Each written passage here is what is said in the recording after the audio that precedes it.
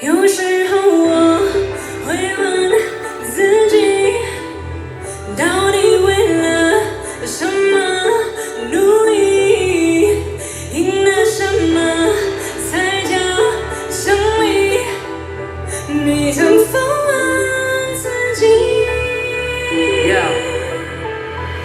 我们明白，很多时候，当你醒来，渴望自由，但现实总变质，并不是你想要的样子。有人在逆境中蜕变，想在机遇中兑现，说过的承诺，更多时候都被打磨成碎片。是因为生活要继续想振作，活得惊喜要更多，要心意更精细更尽力，让尽力更心意更亲密更凝聚。这就是我想要的，我想要我能被铭记啊！想忘记那些华丽的浮夸的装点，滑稽的实话里藏着谎话，却又很庄严。Do what I do，是因为不想停止迈步。不是不在乎，而是我害怕心思败露。世界的面积可能大到让人抵触。